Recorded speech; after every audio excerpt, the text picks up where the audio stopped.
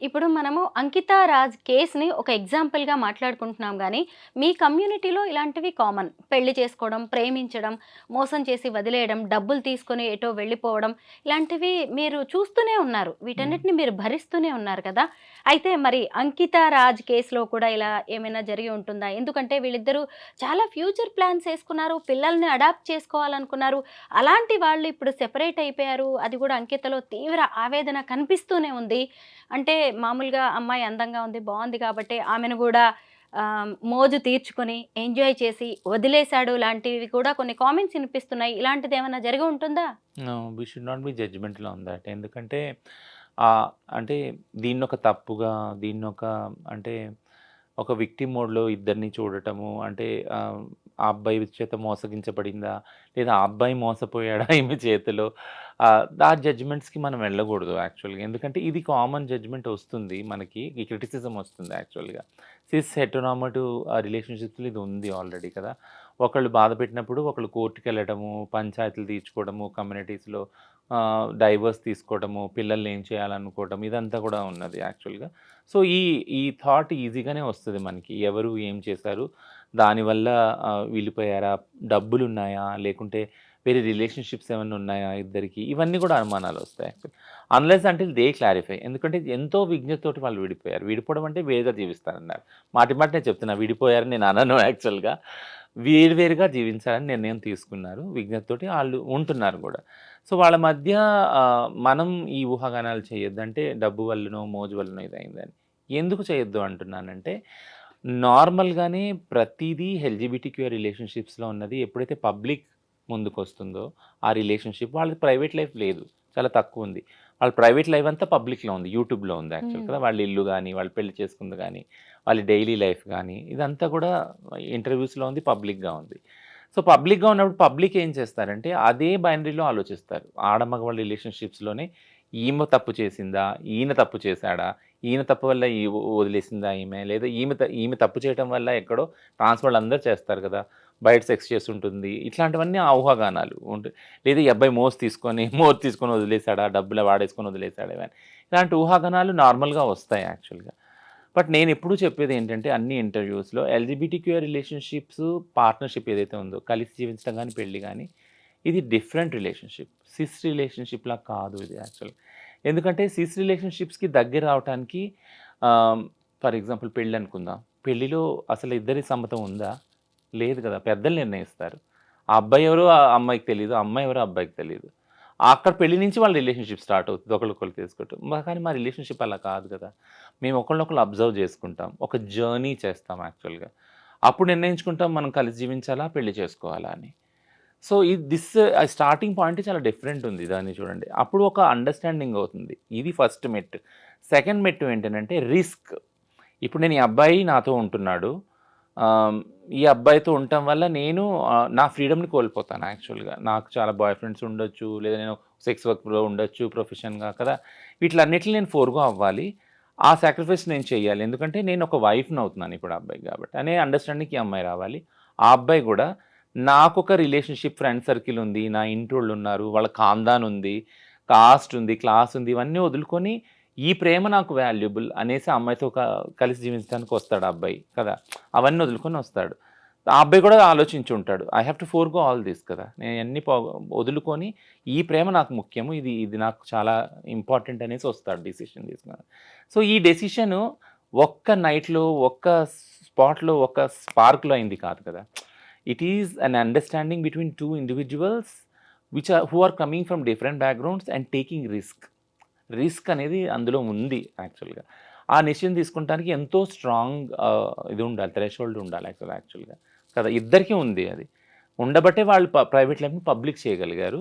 అంత నిర్భయంగా ఉండగలిగారు రిలేషన్‌షిప్‌లో. అంత నిర్మొహమాటం కూడా బయటకొచ్చి చెప్పారు. So, I never degrade the relationship. I prize the relationship. I really నేను నిజంగా మనస్ఫూర్తిగా అనుకుంటున్నాను. నేను అంటే మనస్ఫూర్తిగా బ్లెస్ కూడా చేస్తున్నాను వాళ్ళని. Their love will be forever like though they are not living together. అది నేను అనుకుంటున్నాను. Yeah!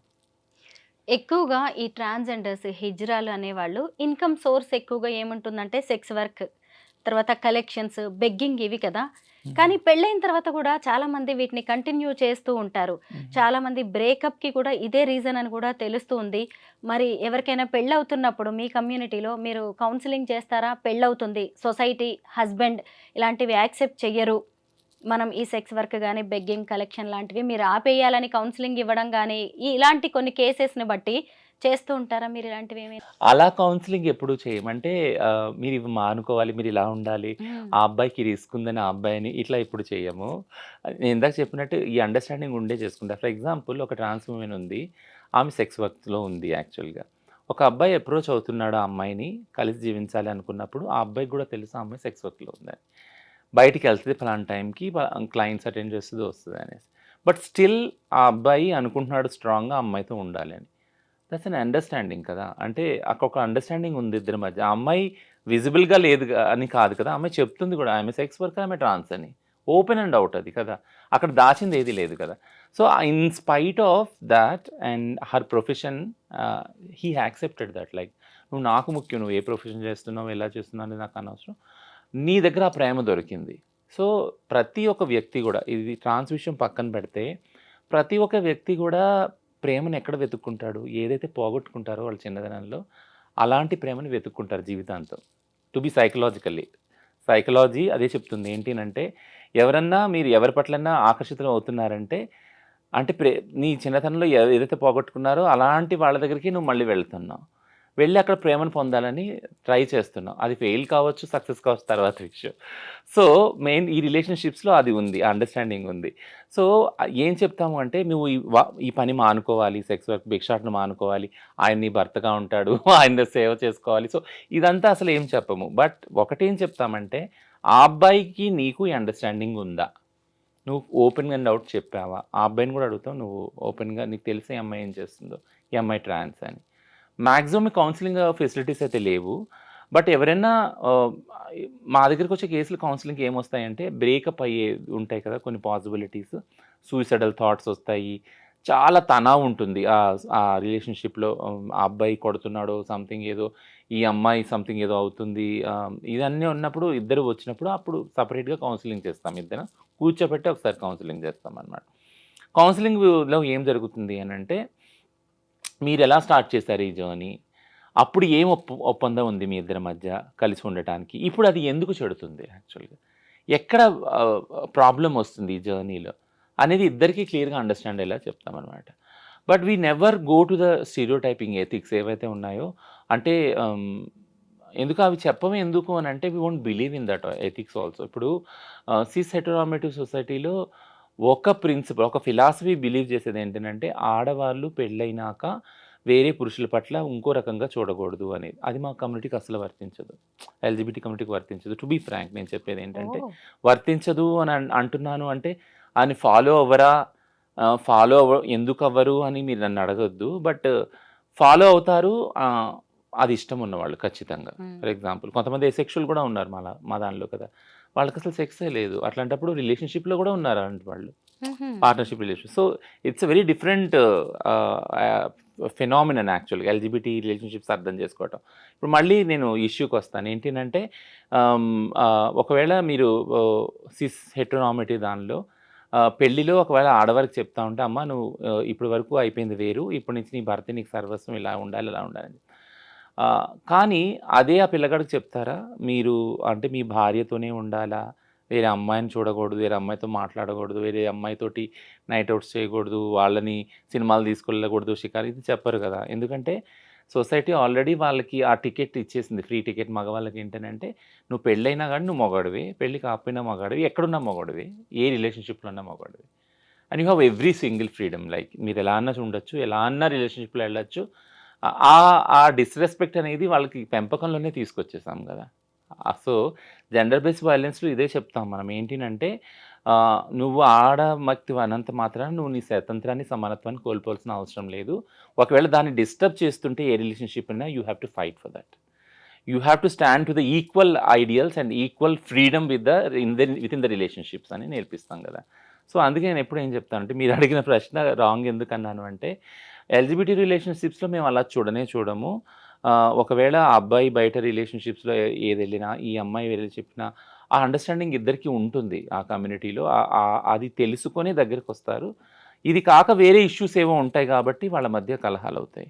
It can be anything. Yeah! మీ కమ్యూనిటీ రూల్స్ అండ్ గైడ్‌లైన్స్ ఎలా ఉంటాయో మాకు అంటే సొసైటీకి తెలియదు గాబట్టే మీలాంటి వాళ్ళ ద్వారా తెలియజెప్దామనే ప్రయత్నం మాది. మీకు తెలుసు ఆ థాంక్ యూ. విషయం. యాహ్! యాహ్! అయితే రచన ఇంకొకటేంటంటే ఎక్కడ కూడా అంకిత, రాజ్ విడిపోయినట్టుగా లీగల్‌గా డివోర్స్ తీసుకున్నట్టుగా అయితే లేదు. కానీ వీళ్ళు పెళ్లి చేసుకునేటప్పుడు అందరిని పిలిచే చక్కగా పెళ్లి చేసుకున్నారు. ఎంత హ్యాపీ లైఫ్ లీడ్ చేశారో మనమందరం చూసాము. హుహు. అయితే ఇప్పుడు వీళ్ళు మ్యూచువల్‌గా దూరమైనట్టుగా కనిపిస్తోంది. అంటే మీ కమ్యూనిటీ మధ్య ఏమన్నా జరుగుతుందా? మీడియేషన్ చేస్తారా? అంటే వస్తే ఎవరైనా చేస్తాం. ఇలా ఏ కపుల్ కమ్యూనిటీ ఏ వెళ్ళిపోవాలి కమ్యూనిటీ అన్నప్పుడు అయినా రిలేషన్ నుంచి? ఏ కమ్యూనిటీ అయినా మీడియేషన్ అనే దానికి వస్తేనే చేస్తామనమాట. సో, మేము కల్పించుకొని మీడియేషన్ చేసేదేముండదు. ఇందులో ఎవరు మీడియేషన్ కోసం రాలేదు. అంకిత రాలేదు, రాజు గూడా రాలేదు యాక్చువల్‌గా. నేను అదే ఇంతకుముందు చెప్తున్నాను కదా! ఎంత ఎంత ఇదిగా వాళ్ళు కలిసి జీవించాలని నిర్ణయం తీసుకున్నారో, ఎంత ఓపెన్ అండ్ పబ్లిక్‌గా అందరిని పిలిచి పెళ్లి చేసుకున్నారో, అంతే విజ్ఞతతోటి ఇద్దరు వేరు వేరుగా జీవించాలని నిర్ణయం తీసుకున్నారు. So, it's a very like peaceful process. The whole process is like yeah! Rachana నేను మీరు మీ మిమ్మల్ని నేను ఇంటర్వ్యూకి పిలవాలి అనుకున్నప్పుడు ఒక వీడియో షేర్ చేశాను నేను. హుహు. ఈ మధ్య నేను డాక్టర్ లక్ష్మీ కట్ట అని సీనియర్ అడ్వకేట్‌ని ఇంటర్వ్యూ చేశాను నేను. ఆమె తన ఎల్ఆర్ ఫౌండేషన్ ద్వారా చాలామంది ఇలాగ ట్రాన్స్‌జెండర్స్‌కి, ట్రాన్స్ విమెన్, ట్రాన్స్ మెన్‌కి హెల్ప్ చేస్తున్నారు లీగల్‌గా. హ్మ్. ఆవిడ ఇంటర్వ్యూ చేసినప్పుడు సడెన్‌గా అంకిత టాపిక్ వచ్చింది. నేను చేసిన ఆ ఇంటర్వ్యూ బాగా వైరల్ అయింది. హ్మ్. అయితే ఒక ఇంటర్వ్యూ కింద వచ్చిన కామెంట్స్ నేను ఇప్పుడు చదువుతాను రచన. ఎందుకంటే దానికి మీరు కొంచెం ఆన్సర్ చేస్తే బావుంటుందేమో అనిపించింది. ఖచ్చితంగా. ఈ కామెంట్స్ అనేవి సొసైటీ వేస్తున్న ప్రశ్నలు. దీనికి మీరు చెప్తే బావుంటుంది. కొన్ని మాత్రమే కామెంట్స్ నేను చదువుతాను. అవంతిక అనేవాళ్ళు ఇక్కడ కామెంట్ చేశారు. హిజ్రాని చేసుకుని జీవితాంతం కలిసున్న మగవాళ్ళు ఎవరూ లేరు. హ్మ్. మీకు ప్రేమ ఉంటే ఓ స్నేహితుడిగా, అన్నగా ఉండండి. ఎందుకు ప్రేమ పెళ్లి అంటూ హిజ్రాలను చేసుకోవడం?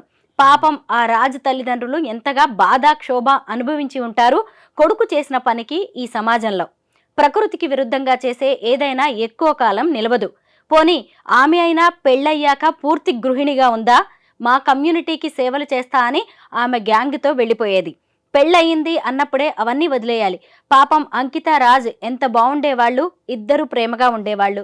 3 నాళ్ల ముచ్చటే అయిపోయింది వాళ్ళ పెళ్లి అని అంకిత అనే ఆవిడ పెట్టారు. దీనికి మీరేమంటారు? సో, ఈ 2, 3 విషయాలు అందులో ఉన్నాయి. యెస్. యాక్చువల్‌గా ఏంటంటే హిజ్రా అని ఒకవేళ జీవితాంతం ఉండలేకపోతే మీరు పెళ్లి చేసుకోవద్దు. అక్కో, చెల్లో అనుకోని మీరు ఉండొచ్చు అనేసి అదొకటుంది హ్మ్. కామెంట్. ఇంకోటేంటంటే ఆ అబ్బాయి తరపు తల్లిదండ్రులు పాపం ఎంత బాధపడి ఉంటారు అనేది ఒకటుంది.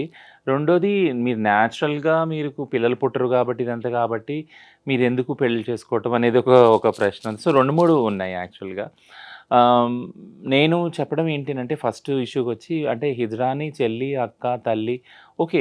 అది చూసుకోవచ్చు. చూస్తూనే వచ్చింది. తరతరాలుగా సమాజము హిజ్రా వాళ్ళ దీవెనలు మంచివి అని, వాళ్ళు వెళ్ళినప్పుడు పిల్లలు పుట్టినప్పుడు, దుకాణాలు ఓపెన్ చేసినప్పుడు, పెళ్ళిళ్ళైనప్పుడు వాళ్ళ దీవెన చూసుకోవడానికి వాళ్ళని పిలిచి వాళ్ళ దీవెనలు తీసుకునేవాళ్ళు. సో, హిజ్రా వ్యవస్థ సో కాల్డ్ ఏన్షియంట్ ట్రెడిషన్ చూసినప్పుడు వాళ్ళకి పెళ్ళనేది లేనే లేదు యాక్చువల్‌గా.